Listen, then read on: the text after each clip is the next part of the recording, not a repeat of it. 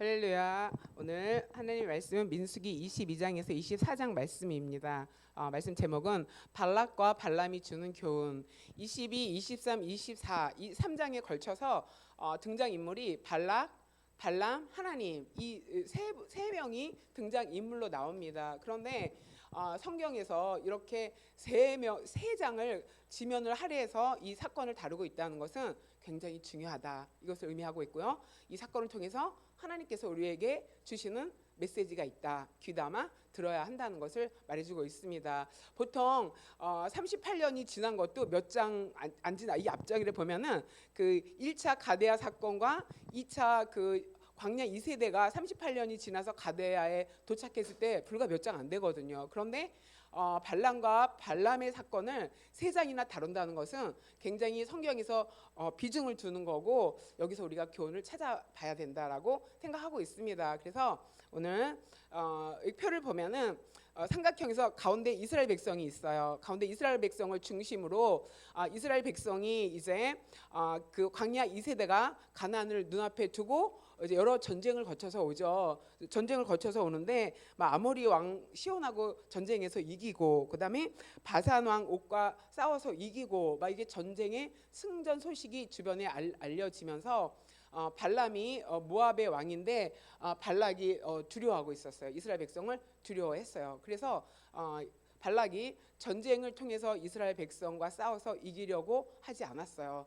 이 백성은 전쟁해도 우리가 지겠구나. 왜냐하면 그 모압을 이렇게 침범했던 모압과 싸워서 이겼던 아모리 왕과 이스라엘이 싸워서 이겼다면 우리는 이들과 싸워서 전쟁에서 이길 수 없겠구나 생각해서 군사적인 작전으로 이스라엘을 멸망시키려고 하지 않았어요. 그 대신 신앙적인 부분에서 종교적인 면에서 이스라엘 백성을 무너뜨려야 되겠다라고 생각을 했습니다. 그래서 발락이 이스라엘 백성을 무너뜨리기 위해서 발람을 사용합니다. 발람은 그 당시에 점성술사였고 정식 선지자는 아니었는데 하나님께서 발람을 통해서 일하시고 발람이 저주하면 저주가 이루어지고 축복하면 축복이 이루어진다는 것을 알고 발람을 부르려고 합니다. 또 발람은 하나님이 또 발람을 간섭하시죠. 그래서 발람이 그 발락의 주문대로 움직이지 않도록 하나님이 역사하시고 있습니다. 그래서 발람이 이스라엘 백성에 대해서 행하는 거,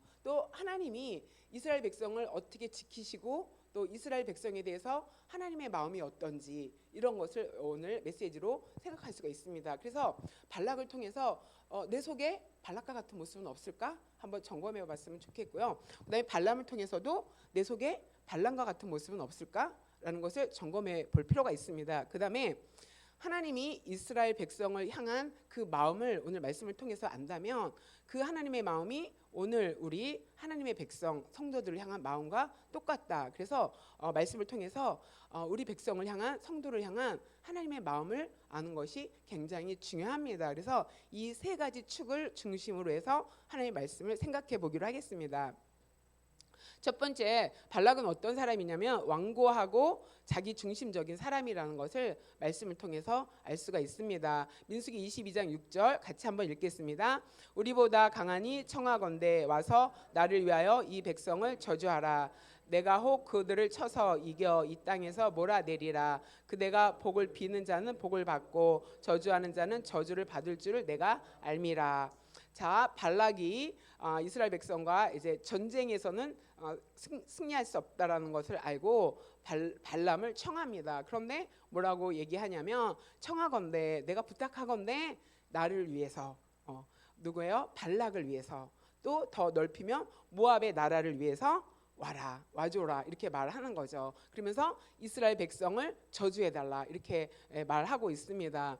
자, 여기서 발락은 나를 위하여 이것이 뒤에 쭉 나와요. 지금 22장 6절에 나를 위하여인데 23장 27절에도 보면은 발락이 발람에게 뭐라 그래요? 다른 곳으로 인도하면서 장소를 옮겨가면서 나를 위하여 또 저주를 해라 이렇게 부탁하는 것을 볼 수가 있습니다. 그래서 발락의 중심에는 자기 중심적인 사람. 그래서 발락이 사람을 자기 도구로 이렇게 쓰고 있고 하나님도 자기의 뜻을 이루는 도구로 사용하는 것을 볼 수가 있습니다. 자, 한번 살펴보겠습니다. 자, 발락은 사람을 도구로 생각했어요. 그래서 미대한 장로들과 이렇게 동맹을 맺습니다. 전쟁을 하지도 않는데 미대한 장로들과 동맹을 먼저 맺습니다. 그래서 힘을 합치죠. 힘을 합치고 모압 장로들과 미대한 장로들에게 돈을 많이 싸서 발람에게 보냅니다. 그래서 발람에게 보내서 여기 보니까 복채를 가지고 손에 복채를 가지고 큰 돈을 가지고 발람을 찾아갔다 이렇게 이야기하고 있습니다. 자, 그래서 발락의 말을 누구에게? 발람에게 그 장로들이 전했다. 그런데 발락이 다시 그 다음에 이렇게 발락이 당신을 초대합니다. 이게 발락이 주는 돈입니다 하고 이제 발람에게 줬더니 발람이 뭐라고 얘기하냐면은 나는 은과 금으로 흔들리지 않는다. 그게 하나님의 뜻대로 내가 말을 하지 그것 때문에 내가 떠날 수는 없다. 이렇게 말하면서 뭐라고 얘기하냐면은 잠깐만 기다려봐라. 오늘 밤 기다려봐라. 이렇게 말합니다. 그런데 여기서 발락은 첫 번째 사자를 보냈을 때 발람이 쫓아오지 않으니까 두 번째 다른 사람들을 보냅니다. 22장 17절에 보니까 17절에 보니까 다시 그들보다 더 높은 고관 앞에는 장로들이 갔는데 이들도 사회적인 지위가 있는 사람입니다. 그런데 더 높은 직위가 있는 사람들을 더 높은 지위 있는 사람들, 더 많은 사람들 엄청 많이 보내는 거죠. 그러면 많은 사람이 자기를 찾아오면은 그것도 모압 왕이 이제 사신으로 보내잖아요. 그러면 마음이 우쭐할 수 있죠. 그래서 사람을 보내면서 또 뭐라고 제안을 하냐면은 내가 너를 높이겠다. 존귀하게 하겠다. 또 이렇게 말해요. 그러니까 물질 플러스 네가 원하는 거 다 들어주겠다. 존귀하게 해주겠다. 이러는 것은 자리를 주겠다. 높은 자리를 주겠다. 그래서 권세에 있는 자리에 너를 앉힐 수 있다. 이렇게 제안하는 겁니다. 그래서 이렇게 제안을 했어요. 그래서 와서 또 보다 나를 위하여 이 백성을 저주하라. 그러니까 발락은 자기 뜻을 관철하기 위해서 자기 뜻을 이루기 위해서 사람을 도구로 생각하는 사람이에요. 그런데 그 사람을 자기 뜻대로 이렇게 조정하기 위해서 물질을 사용하고 권세를 제한하고 자리를 준다. 그러면 오늘날 세상에서 막 돈 많이 생길 수 있고 그다음에 그러니까 연봉이 높은 거죠. 굉장히 높고 그다음에 높은 자리를 제공하겠다 이렇게 하면은 흔들릴 수 있겠죠. 그런데 발락이 그런 사람의 마음을 알아요. 그리고 전쟁에서 질 걸 아니까 이스라엘 백성이 종교적인 존재고 하나님과 함께 하니까 종교적으로 우회해서 하나님으로 이름으로 저주하게 만드는 그런 고도의 전략을 썼습니다. 그러나 그는 자기 뜻을 관철시키기 위해서 사람을 도구로 생각하고 물질과 높은 자리를 제한했다 하는 것을 볼 수가 있습니다. 두 번째, 발락은 하나님도 자기 뜻을 이루는 도구로 생각했습니다. 그래서 민수기 23장 1절에 보면은 발람이 발락에게 이르되 나를 위하여 여기 제단을 7을 쌓고 거기 숫송아지 7마리와 순양 7마리를 준비하소서 이렇게 말하죠. 자, 하나님 앞에 제단을 쌓는데 7제단씩 쌓지 않습니다. 하나님 앞에 제단을 쌓으면 제단 하나, 예루살렘에 제단 하나, 그다음에 성막에 제단 하나면 돼요. 그런데 제단을 7개를 만들었어요. 이것은 하나님 앞에 잘 보이기 위한 거죠. 제단을 많이 쌓으면 하나님이 더 잘해주시겠지. 이런 인간적인 생각이죠. 그 다음에 숫송아지 7마리, 순양 7마리 이거 다 한 마리면 됩니다. 그런데 7마리씩 제물로 또 이렇게 제물을 많이 드리면은 우리가 헌금을 많이 하면은 하나님께 많이 드리면은 하나님께서 그만큼 나에게 복을 주시겠지라는 마음이 발락 속에 있었어요. 그래서 하나님을 도구로 생각하면서 그 하나님의 이름으로 제단을 이렇게 쌓아놓고 하나님의 이름으로 저주하기를 이렇게 요구하는 것을 볼 수가 있습니다. 자, 이렇게 발락은 자기 중심적인 사람, 자기를 내려놓지 않는 사람인 것을 볼 수가 있습니다. 자, 그래서 발락이 자기의 원대로 됐냐? 되지 못하고 실패했습니다. 실패했어요. 그다음에 자기 뜻대로 이루어지지 않았습니다. 그래서 자기 중심으로 산다는 것은 하나님의 자리에 자기를 놓는 거. 그래서 자기가 주인이 되는 거죠. 자, 우리는 피조물입니다. 피조물은 의존적인 존재예요. 독립적인 존재 아니고 내 생각과 내 마음과 내 중심대로 내 뜻대로 살 수 있는 존재가 아니에요. 자기 중심으로 살 수 있는 존재는 하나님밖에 없어요. 하나님은 스스로 계신 분이고 스스로 생각하시는 분이고 스스로 자기 뜻을 관철하고 자기 뜻을 나타내시는 분이에요. 그래서 자기 중심으로 살 수 있는 분은 오직 하나님 한 분이다. 그런데 내가 내 중심으로 내 뜻과 내 의지, 내 계획을 내려놓지 못하는 것은 나를 하나님 자리에 놓는 거다. 그런 것을 알 수가 있습니다. 그래서 발락이 장소를 옮겨가면서 7번이나 장소를 옮겨가면서 하나님의 마음을 바꾸려고 하고 있습니다. 그래서 하나님이 기뻐하시면은 이렇게 할 수 있을 것이다라고 막 생각하면서 포기하지 않습니다. 그래서 하나님을 자기 뜻대로 이렇게 움직이려고 하고 회유하려고 하는 그런 생각을 발락이 가지고 있었어요. 자, 여기서 우리가 생각해야 될 교훈은 나는 내 뜻을 이루기 위해서 모든 것을 수단으로 생각하고 살고 있지는 않은가 하는 것을 점검해 볼 필요가 있습니다. 그다음에 자기 중심으로 살면은 발람을 통해서 하나님의 음성을 계속 들었어요. 저주해달라 그런데 하나님이 그렇게 말씀하지 않으셨다 하면서 축복을 합니다. 그러면 발람을 통해서 하나님의 음성을 발락이 계속 들었어요. 그러면은 그 음성을 들으면서 마음을 바꿀 수 있어야 되는데 자기가 중심이 되고 자기 계획이 완고하게 자기 중심에 있으면은 하나님의 말씀이 전해져도 들려지지 않는다. 그래서 그것을 통해서 내가 변화되지 않는다. 끝까지 하나님 앞에 서지 못하고 끝에 보면은 각각 자기의 길을 갔다 이렇게 말하고 있습니다. 그래서 내 뜻을 내려놓지 않으면 영적으로 성숙할 수 없다. 나를 고집하고 나는 이렇게 돼야 됩니다라고 포기하지 않고 지속적으로 하나님께 요구하는 것이 있다면 그것이 내 뜻인데 하나님을 나에게로 향하게 하고 하나님의 뜻을 바꾸려고 하는 것. 자, 신앙은 내가 내 생각이 하나님의 생각으로 바뀌는 거예요. 그래서 신앙생활은 내가 변하는 거지 하나님이 변하는 것이 아닙니다. 그래서 내 뜻을 하나님 앞에 내려놓을 줄 알고 그래야지 그것을 통해서 하나님의 음성을 듣고 영적으로 성숙하는데 내려놓지 않고 고집을 부린다면 자기를 포기하지 않는다면 아무리 하나님의 음성이 들려도 변화하지 않는다 하는 것을 여러분이 꼭 기억하시기 바랍니다. 두 번째로는 발람은 우유부단한 사람이에요. 발락이 자기중심적인 사람이었다면 발람은 우유부단한 사람이에요. 그래서 발람은 어떤 사람이냐면 처음에 영적으로 어두운 사람이에요. 발람이 떠나죠. 그 사자들과 함께 길을 떠나죠. 자, 못 떠난다, 못한다, 하나님 말씀만 전한다, 막 이렇게 말했으면서 그렇게 알았다면은 하나님의 뜻을 알았다면 발람이 거기서 떠나면 안 됩니다. 떠나면 안 되는데 혹시 하는 마음이 발람 속에 있었던 거예요. 그 많은 재물 또 자리 준다 하는 거 안 되는 줄 알면서 하나님의 뜻만 전해야 되는 줄 알면서 세상과 신앙의 사이에 양다리에 있으면서 이러지도 못하고 저러지도 못하는 거. 자, 우유부단한 사람은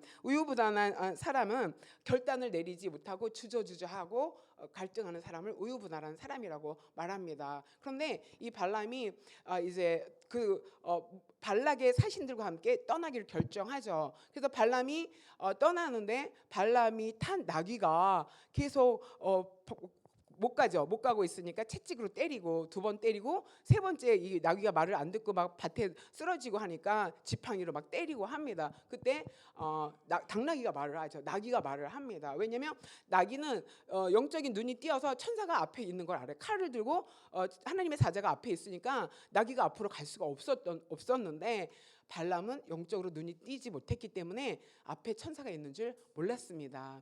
자, 그때 34절에 발람이 여호와의 사자에게 말하되 내가 범죄하였나이다. 당신이 나를 막으려고 길에 서신 줄을 내가 알지 못하였나이다. 그러니까 나귀는 영적으로 하나님의 천사를 보고 있었는데 발람은 영적으로 눈이 어두워서 알지를 못했다. 근데 그것이 죄입니다라고 또 고백을 할 줄 알았어요. 그래서 당신이 이를 기뻐하지 않으면 나는 돌아가겠습니다. 이렇게 말하고 있습니다. 그러니까 발람은 영적으로 어두운 사람이었다라는 것을 말해주고 있고요. 두 번째로는 발람이 발락의 신하들에게 대답하여 이르되 발락이 그 집에 가득한 은금을 내게 줄지라도 내가 능히 여호와 내 하나님의 말씀을 어겨 말하거나 더하지 못하겠노라 이렇게 말하죠. 그러니까 돈과 권력, 그러니까 은금을 내게 줄지라도 나는 하나님의 말씀을 말할 거야라고 말하지만 그를 쫓아가고 따라가는 거. 그다음에 가서 제단을 쌓으면서 하나님 앞에 제단을 드리면서 또 발락이 저주해라 요청을 했는데 또 하나님께 내가 기도해보고 오겠다고 가면서 또 하나님의 말씀을 듣고 또 거기서 축복하니까 발락이 포기하지 못하고 또 다른 장소로 데려갑니다. 다른 장소로 데려가면서 또 축복하게 하니까 또 장소를 이동하면서 또 저주할 수 있게 하고, 그러니까 여기서 발람이 어떤 모습을 볼 수 있냐면은 흔들리는 거예요. 거기서 이제 하나님의 뜻을 우리가 알았으니까 여기서 끝이야라고 결단하지 못합니다. 이 마음에는 장소를 3번씩이나 옮겨가면서 하나님의 뜻을 묻는다는 것은 발람이 흔들리고 있다는 거예요. 혹시 하면서 그 돈에 흔들리고 권력에 흔들려서 세상에 마음을 두고 흔들려서 혹시 내가 이 돈을 가질 수 있지는 않을까? 혹시 또 권력을 또 얻을 수 있지는 않을까? 하는 두 가지 마음에 흔들리면서 발람이 이렇게 나가고 있는 것을 볼 수가 있습니다. 자, 그런데 여기서 발람이 이제 마지막에 하나님의 음성을 지속적으로 들으면서 점진적으로 변화되는 모습을 볼 수가 있습니다. 하나님이 발람에게 이르시되 너는 그들과 함께 가지도 말고 그 백성을 저주하지도 말라. 그들은 복을 받은 자들이니라. 이렇게 하나님 처음에 말씀하셨어요. 이 음성을 시작으로 해서 1차에 하나님의 백성을 보면서 그 바알 신당에 가서 하나님의 백성을 높은 산에서 바라보면서 이 백성은 축복받은 백성이다, 거룩한 백성이다, 나도 그와 같이 되기를 소망한다라고 자기 소망을 말합니다. 그래서 2차에는 하나님이 어떤 분이신지 또 만나요. 그 하나님이 어떤 분이라는 것을 또 막 전하면서 발람이 영적인 시야가 점점 변화되는 것을 볼 수가 있습니다. 또 3차에서는 앞으로 이스라엘 백성이 어떤 존재인지, 그러면서 이스라엘 백성이 하나님 앞에 복을 받은 자이고 하나님이 함께 하시고 지켜주는 백성이라는 것을 보면서 이스라엘 백성을 더 축복하는 모습을 볼 수가 있습니다. 그래서 4차 예언을 할 때는 마지막에 일어날 일에 대해서 모압이 멸망하고 또 예수님께서 이 땅에 오실 것을 예언하는 것을 볼 수가 있습니다. 그러니까 발람은 우유부단한 사람이었지만 흔들리면서 그 여러 차례 하나님과 만나면서 하나님의 음성을 들으면서 이제 자신이 옛날에는 눈이 어두웠는데 내가 지금은 눈을 떠서 말한다라고 말하면서 영적으로 변화되어지고 새롭게 되어지는 것을 말하는 것을 볼 수가 있습니다. 그러니까 우리가 세상의 한 다리, 그다음에 신앙의 한 다리를 놓고 발을 완전히 빼지 못해서 결단하지 못하는 사람은 이 발람처럼 하나님의 음성을 지속적으로 들을 때 점진적으로 한 번에 변화되는 것이 아니라 조금씩 변화되어서 나중에는 결단합니다. 내가 마지막에는 너가 주는 은금 내가 받지 않겠다고 처음에도 말했듯이 지금도 받지 않겠다라면서 마지막에 결단하는 그 발람의 모습을 볼 수가 있습니다. 여기서 발람을 통해서 우리가 생각해 봐야 될 교훈은 나도 발람처럼 세상에 마음을 두고 흔들리고 있진 않은가. 혹시 누가 정말 나에게 연봉을 막 어마하게 내가 생각지 못한 연봉 그냥 몇 억 이렇게 제안하고 그다음에 막 이렇게 승진 뭐지 고속도로 탁 타서 낙하산으로 올려주겠다 이렇게 제안이 딱 들어오면 여러분도 발람처럼 흔들릴 겁니다. 그죠? 그런 거 그게 아니더라도 뭐 그거는 뭐 나한테 들어올 제안도 아니고 작은 거 직장 뭐 연봉 1억 조금 이렇게 준다고 해도 이게 어디야 막 그런데 주일에 나와라 막 이래서 제안한다면 난 지금 급한데 뭐 이럴 수 있잖아요. 자 이렇게 세상의 어떤 그런 제안, 좋은 여건, 조건을 나한테 제시하면서 내가 흔들리고 있지는 않은지 발람이 날 수 있다라는 것을 기억하시기 바랍니다. 그 다음에 하나님의 음성을 듣는 자리에 서야지 발람처럼 영적으로 성장해서 결단할 수 있다. 하나님 앞에. 그래서 우리가 우리의 귀를 하나님 말씀에 계속 노출을 해야 됩니다. 그래서 하나님의 음성을 들으면서 내 마음이 변화되어지면서 하나님 쪽으로 우리가 걸음을 향할 줄 믿습니다. 그 다음에 하나님의 길을 가기 위해서 사실은 발람이 포기했죠.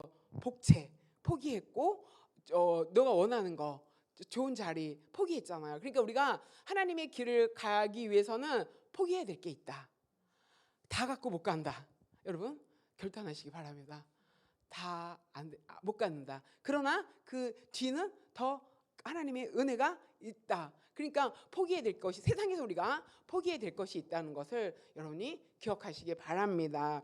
이것이 발람이 우리에게 주는 교훈인 줄 압니다. 자, 여기 있었군요.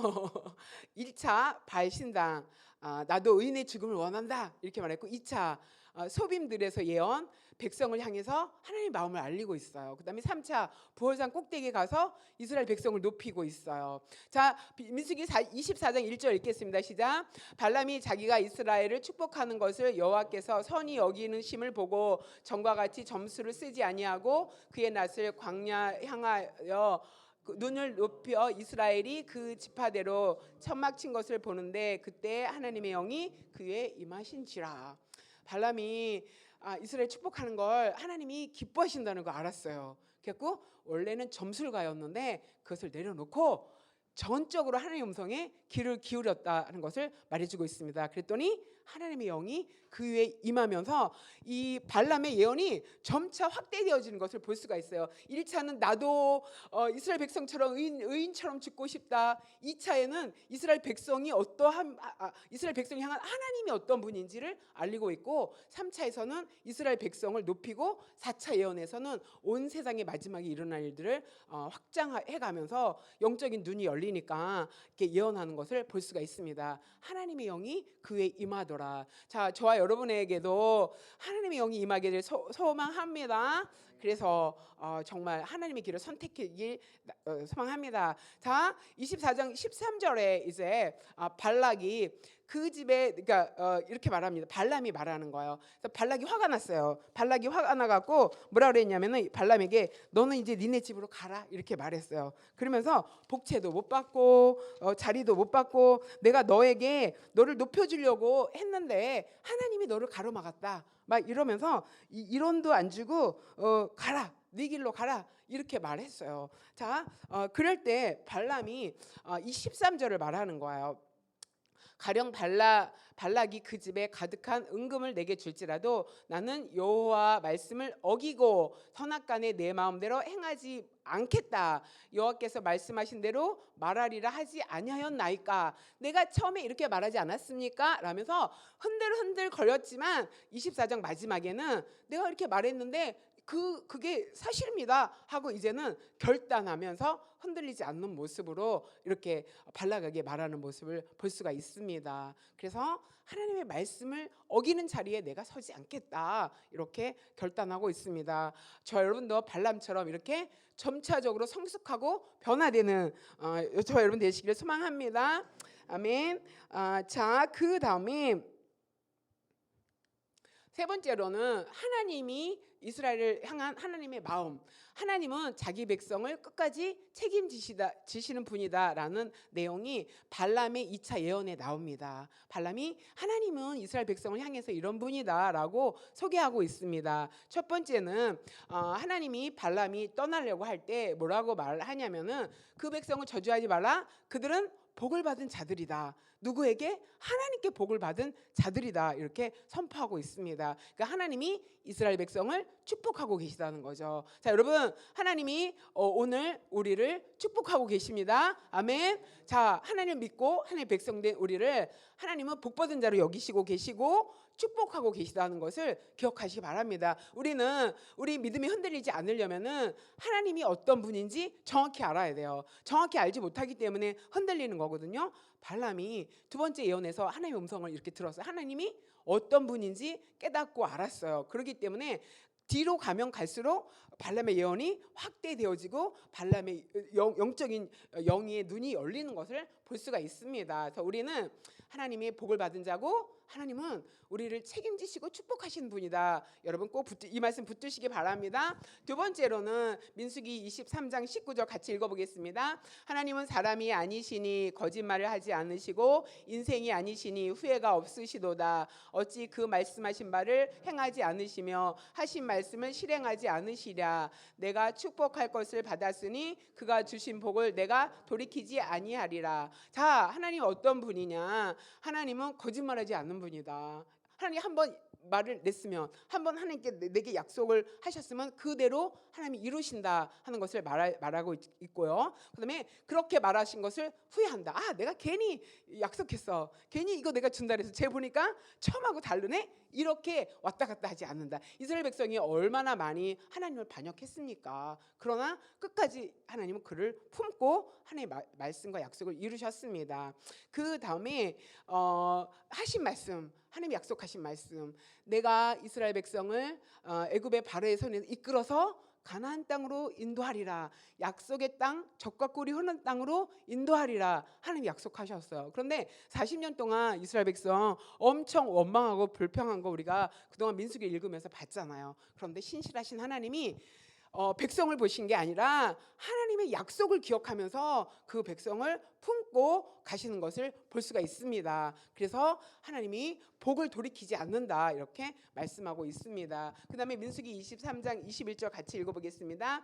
야곱의 허물을 보지 아니하시며 이스라엘의 반역을 보지 아니하시는 도다. 그들의 하나님이 그들과 함께 하시니 왕을 부르는 소리가 그 중에 있도다. 하나님이 그들을 애굽에서 인도하여 내셨으니 그의 힘이 들소와 같도다. 자, 이 말씀을 뭐냐면은 이스라엘이 허물이 있었어요. 반역했어요. 근데 안 봤다고 해요. 보셨죠? 그런데 약속을 더 크게 보시는 거예요. 그리고 품고 가시는 거예요. 그러면서 뭐라고 얘기하냐면은 하나님이 그들과 이스라엘 백성과 함께 하는데 이스라엘 백성 속에 왕을 부르는 소리가 있다. 100% 반역한 건 아니잖아요. 하나님은 누구의 소리를 듣고 움직이시냐면 하나님을 왕으로 여기는 그 왕이라고 예수 나의 왕이시여라고 부르는 사람, 그 사람들의 음성을 들으면서 백성이 왕이 되시는 거예요. 자, 그러면서 그들과 함께 하셔서 왕을 부르는 소리가 그들 중에 있도다. 그러니까 하나님이 그들을 애굽 땅에서 인도해내서 그들이 어떻게 됐다? 힘이 들소와 같도다. 하나님의 능력이 이스라엘 백성 가운데 임하니까 그 40년 동안 광야에서 살았던 사람이 아모리 왕 시온과 싸워서 어떻게 이기겠습니까? 이 아모리 왕 시온이 모압과 전쟁에서 이겼거든요. 그러면 이스라엘 백성이 이길 수 없는 싸움인데 하나님이 들소와 같은 힘을 주시니까 이기는 거거든요. 그러니까 왕을 부르는 소리가 그 중에 있도다. 100%는 아니지만 그 중에 왕을 부르는 소리를 하나님이 들으시고 그 전체 왕이 되시는 거예요. 그러니까 우리는 하나님을 나의 왕으로 선포하고 그 하나님을 인정하고 가기를 소망합니다. 그러면 미처 왕으로 생각하지 못하는 사람도 딸려서 같이 간다. 그 200만의 이스라엘 백성이 같이 하나님이 왕으로 보호하시면서 지키시면서 신실하게 책임지시는 것을 볼 수가 있습니다. 그래서 저와 여러분은 하나님을 왕으로 부르는 그 인정하는 고백과 찬양이 저희 속에 있기를 소망합니다. 그래서 여기서는 하나님은 우리의 왕이시다. 그런 하나님을 여러분이 꼭 기억하시기 바랍니다. 하나님은 축복하시는 분이다. 하나님은 우리에게 하신 약속을 이루시고 지키시는 분이다. 하나님은 우리의 왕이 되신다. 그래서 자기 백성을 끝까지 책임지시는 분이다. 그래서 하나님이 이스라엘 백성을 향한 마음이 이런 마음이에요. 그래서 아무리 발락이 저주하려고 해도 하나님이 발람의 입을 막으셔서 저지하셨잖아요. 왜냐하면 입으로 선포하는 것은 또 하나님이 역사하시게 돼 있기 때문에 저주하지 못하게 하나님이 계속 막으셨어요. 그래서 발람을 막으시고 발락의 계획이 실패하게 하시고 하나님의 계획이 이스라엘 백성 가운데 임하셔서 이스라엘 백성이 가나안 젖과 꿀이 흐르는 약속의 땅에 들어간 줄 믿습니다. 자, 이 하나님이 저와 여러분의 하나님이 되시길 소망합니다. 아멘. 자, 기도하는 시간 갖겠습니다. 기도할 때 말씀을 생각할 때 하나님 내 중심이 아니라 주님 중심으로 살게 하여 주시옵소서 기도하시고요. 세상의 유혹에 흔들리는 마음들이 말씀을 통해 변화와 성숙을 이루게 하여 주시옵소서 기도했으면 좋겠고요. 우리를 향하신 하나님의 사역을 기억하면서 나가게 하여 주시옵소서. 이렇게 기도하면서 주제 기도 가지고 함께 기도하는 시간 갖겠습니다. 기도하겠습니다.